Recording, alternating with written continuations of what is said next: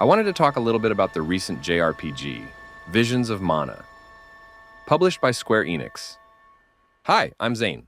I draw, I design, and I game. I play a good amount of JRPGs. The last few I can think of were Persona 5, Final Fantasy VII Rebirth, and Tales of Arise. I enjoyed these last three, except Tales of Arise being my least favorite, and I thought it was only maybe above average. However, after completing Visions of Mana, I found myself rekindling my love for these charming, lesser-known JRPGs. It's a bittersweet experience, as Ouka Studios, the team behind the game, unfortunately shut down just days after its release. Bummer. But that didn't stop me from enjoying the game. Let's start with what drew me into the game, the aesthetic. Visions of Mana is absolutely stunning. Playing it feels like immersing yourself in a living masterpiece.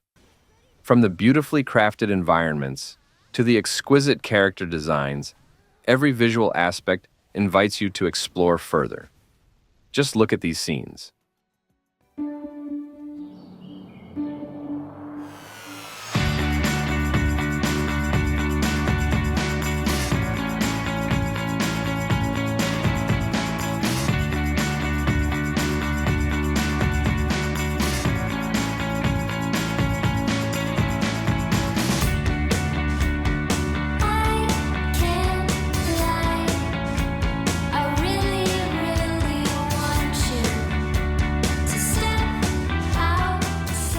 Beautiful, right? Get your head out the gutter. Let's discuss what kept me hooked, the gameplay. While Visions of Mana is a JRPG, it veers away from traditional turn-based mechanics and leans more towards action-oriented combat, similar to Tales of Arise.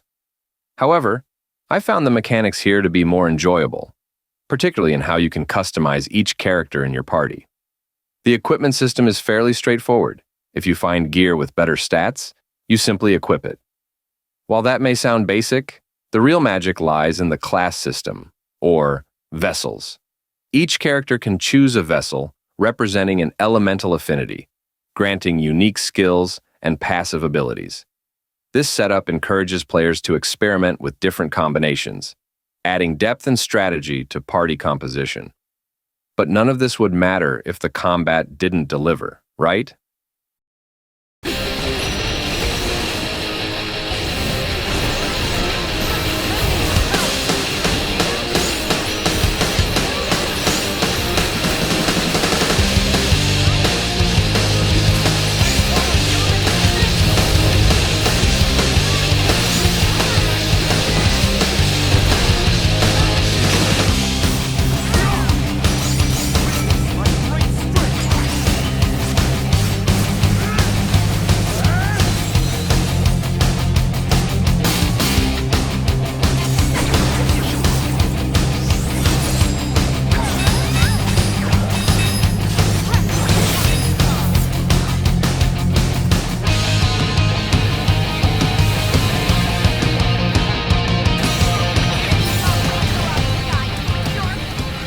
Thankfully, the combat in Visions of Mana is outstanding.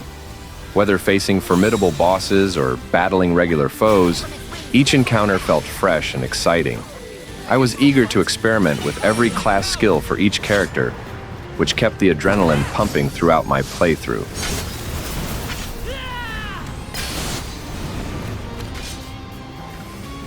Visions of Mana isn't without its flaws. There are a few elements that hold it back from being a perfect JRPG. First, the voice acting can feel a bit off at times, and some parts of the script come across as cringeworthy. However, given the typical style of JRPGs, I wasn't expecting perfection in this area. How was the palace? You just came from there, right? Oh, well, I tried. The guards wouldn't let me in, though. They said only alms are allowed. Oh, that's too bad.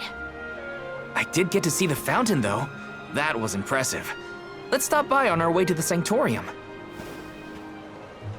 That said, I did appreciate the voice of one particular vendor, who amusingly sounded like a minion.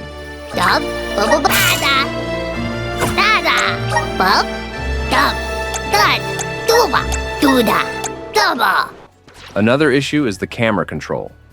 I struggled to find settings that felt comfortable, especially during combat, where it often felt clunky and difficult to manage. Despite these issues, they didn't significantly impact my overall enjoyment of the game. I still found Visions of Mana to be an amazing experience. The story is good, though not great. Without going too deep into spoilers, it starts off slow and fairly standard.